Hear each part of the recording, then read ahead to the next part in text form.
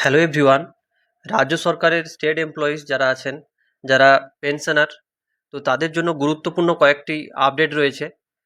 সপ্তম pay commission already গঠন হয়েছিল এবং সেই সপ্তম পে কমিশনের একটা গুরুত্বপূর্ণ মিটিং, প্রথম বৈঠক, সেটা কিন্তু 10th আগস্ট 2026 অনুষ্ঠিত হলো নবান্নে। এবং সেই সূত্রে সেই বৈঠকের পরে একটা অফিসিয়াল প্রেস নোট জারি করা হয়েছে এবং সেখানে অনেক কিছু বিষয় বলা হয়েছে। তো অলরেডি 10th আগস্টের আগে টার্মস অফ রেফারেন্স, অর্থাৎ এই যে সপ্তম পে কমিশন, সেটা কি কি বিষয়ের উপরে কাজ করবে, কোন কোন বিষয় মাথায় রেখে কাজ করবে, সেই বিষয় নিয়ে কিন্তু একটা টার্মস অফ রেফারেন্স জারি করেছিল এবং সেটা 10th আগস্টের আগেই প্রকাশ পেয়েছিল। এবং সেই সূত্রে কমিশনের কি কি রোড ম্যাপ হবে এবং কিভাবে কমিশন কাজ করবে, সেই সব বিষয় নিয়ে কিন্তু অনেক দীর্ঘ আলোচনা হয়েছে নবান্নে এই যে 10th আগস্ট 2026। এবং তারপরে একটা অফিসিয়াল প্রেস নোট জারি করা হয়েছে। তো সমস্ত কিছু বলবো। তার আগে তোমরা যারা আমার চ্যানেলে নতুন, তোমাদেরকে স্বাগত জানাই ইগনাইট স্টাডি হাব চ্যানেলে। তো স্টেট বাজেট হয়েছিল জুন 2026, জুন 22-তে। সেখানে অফিসিয়াল অ্যানাউন্সমেন্ট হয়েছিল যে 20% ডিএ হাইক হবে, এটা কিন্তু অফিসিয়াল অ্যানাউন্সমেন্ট হয়েছিল। এবং তারপরে 7th পে কমিশন, এবং সেই নিয়ে কিন্তু একটা কমিটি গঠন করা হয়েছিল। মাননীয় অতনু চক্রবর্তী স্যার চেয়ারম্যান ছিলেন। তো তারপরে বলা হয়েছিল এখানে যে 6 মাস পর্যালোচনা হবে, 6 মান্থ। এবং তারপরে যে পে স্কেল হবে, ডিএ, পেনশন, সমস্ত কিছু স্ট্রাকচারের যে রদবদল হবে সেটা বলা হয়েছিল। তো পরবর্তীকালে 30শে জুলাই এই পে কমিশনের চেয়ারম্যান কিন্তু চেঞ্জ হয় এবং চেঞ্জ হয়ে এই যে নবীন প্রকাশ, এখন বর্তমান যে যিনি চেয়ারম্যান, তিনি হচ্ছে অ্যাডিশনাল চিফ সেক্রেটারি ছিলেন আগে। তো নবীন প্রকাশ তিনি অতনু চক্রবর্তীর জায়গায় কিন্তু আসেন। তো গত 4 তারিখে, আগস্টের গত 4 তারিখে একটা মেমোরেন্ডাম ফিনান্স ডিপার্টমেন্ট থেকে জারি করা হয়, government of West Bengal finance department audit branch থেকে। সে বিষয়টা কী ছিল যে ডিয়ারনেস অ্যালায়েন্স নিয়ে, এবং সেটা 1 অক্টোবর থেকে যে জারি হবে সেটা ঘোষণা করা হয়। 38% ডিএ দেওয়া হবে। এবং এই প্রেস নোটটা অফিসিয়াল ওয়েবসাইটে দিয়েছে।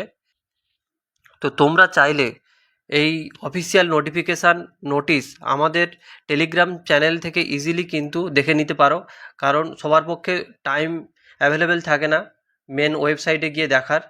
এবং আমরা কিন্তু অফিসিয়াল ওয়েবসাইটের যে অফিসিয়াল তথ্য, সেই অনুযায়ী কিন্তু নিয়মিতভাবে pay commission, job related update, সমস্ত কিছু গভর্নমেন্টের যেসব প্রকল্প, সেগুলো নিয়ে কিন্তু আমরা আপডেট নিয়ে আসি, যা লেটেস্ট আপডেট আসে। তো তোমরা চাইলে আমাদের চ্যানেলে কানেক্ট হয়ে যেতে পারো, তাহলে কিন্তু গুরুত্বপূর্ণ আপডেটগুলি কিন্তু মিস হবে না।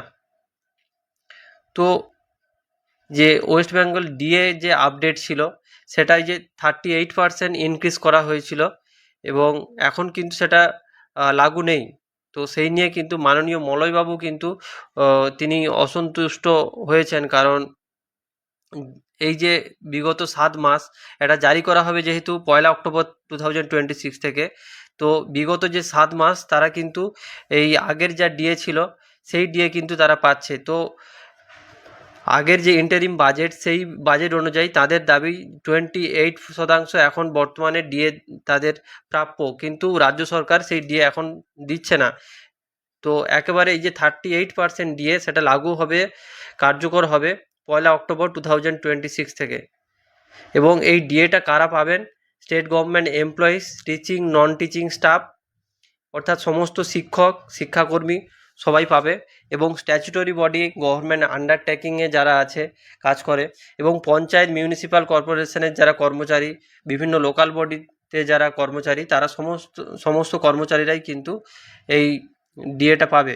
এবং অবশ্যই যারা অবসর নিয়েছেন, অবসরকালীন যে পেনশান, সেই পেনশানেও কিন্তু এই যে 38% ডিএ, অর্থাৎ ডিয়ারনেস রিলিফ, সেটা কিন্তু লাগু করা হবে, সেটাও কিন্তু 1 অক্টোবর থেকে দেওয়া হবে বলেছে।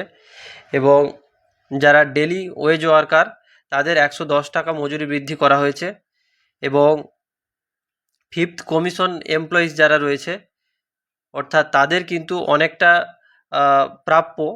তো তাদের কোথাও বিবেচনা করে তাদেরকে 223% এই ডিয়ারনেস অ্যালাউন্স দেওয়ার রিভাইজড যে ডিয়ারনেস অ্যালাউন্স সেটা দেওয়ার কথা বলা হয়েছে। তো টার্মস অফ রেফারেন্সে কী কী বিষয় দেখা হবে, যে গভর্নমেন্ট, তারপর statutory bodies, corporation, government undertaking.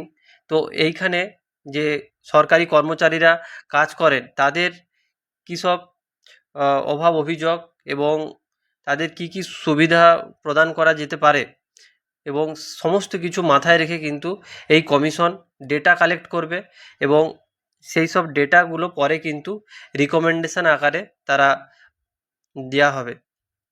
বর্তমানে যে টার্মস অফ রেফারেন্স সেখানে কোন কোন বিষয়গুলি বিবেচনা করা হবে, তো বর্তমানে পরিবারের যে সদস্য সংখ্যা অর্থাৎ যে কর্মচারীর সদস্য সংখ্যা আগের যে 3.5 ছিল সেটা বর্তমানে 5 জন করা হয়েছে এবং সেই সাথে আগের যে রিকমেন্ডেশান পে কমিশনগুলির যে রিকমেন্ডেশান সেই অনুযায়ী 2700 ক্যালোরি নিউট্রিশনাল বেঞ্চমার্ক ছিল, সেটার পরিবর্তে বর্তমানে Indian council of medical research অর্থাৎ ICMR কর্তৃক যে সুপারিশ করা হয়েছে বেসলাইন নিউট্রিশনাল রিকোয়ারমেন্ট সেটা হচ্ছে 3490 ক্যালোরি স্ট্যান্ডার্ড হিসাবে বিবেচনা করা হয়েছে এবং অ্যানুয়াল ইনক্রিমেন্ট অর্থাৎ সকল কর্মচারীদের জন্য ন্যায্য পর্যাপ্ত মর্যাদাপূর্ণ আয় নিশ্চিত করা এবং বর্তমানে ইনফ্লেশন, মুদ্রাস্ফীতি সমস্ত কিছু যাতে ঠিকঠাক থাকে সেই সব কথা মাথায় রেখে কিন্তু যে পে কমিশন বর্তমান 7th পে কমিশন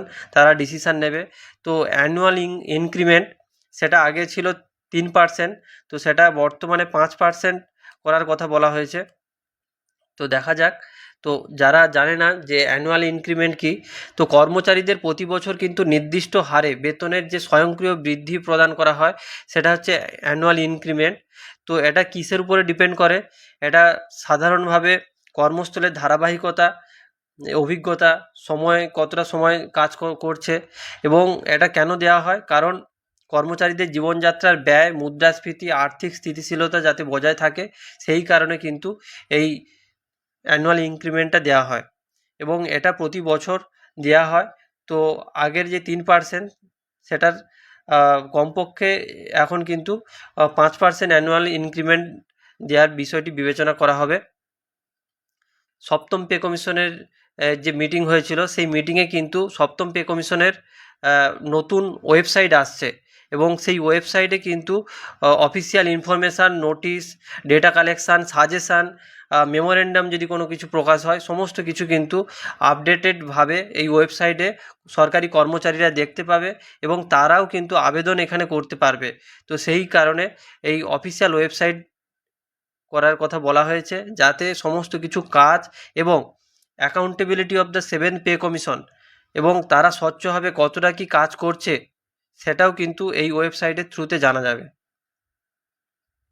তো টার্মস অফ রেফারেন্স অনুযায়ী বিভিন্ন government service, government bodies, statutory bodies, corporation, আন্ডারটেকিংয়ের বর্তমান কী পরিস্থিতি সেটা পর্যালোচনা করা হচ্ছে। সেই সাথে অফিসিয়াল ওয়েবসাইট সেটা চালু করা হবে এবং সেখানে notice, suggestion, data collection, memorandum সহ বিভিন্ন তথ্য দেওয়া যাবে। 7th পে কমিশনের সুপারিশ অর্থাৎ রিকমেন্ডেশন অলরেডি বাজারে কিন্তু ঘুরছে ফেসবুক এবং অন্যান্য জায়গায়। তো সেই সব বিষয় নিয়ে কিন্তু 7th পে কমিশন যে গতকালের মিটিং হয়েছিল সেখানে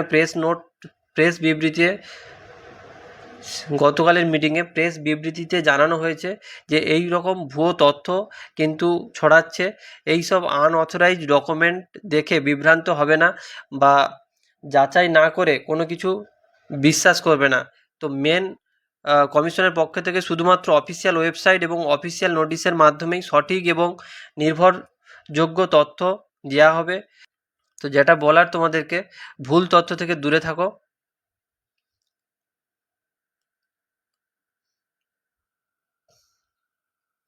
আমরা আমাদের চ্যানেলে নিয়মিতভাবে অফিসিয়াল যে সকল আপডেট, নোটিশ এবং জব রিলেটেড ইনফরমেশান আমরা নিয়ে আসি। তো তোমরা চাইলে আমাদের চ্যানেলের সাথে কানেক্ট হয়ে যেতে পারো সাবস্ক্রাইব করে, এবং আজকের ভিডিওটি যদি ভালো লাগে তাহলে লাইক, কমেন্ট করতে পারো এবং বন্ধুদের সাথে শেয়ার করতে পারো। Thank you so much.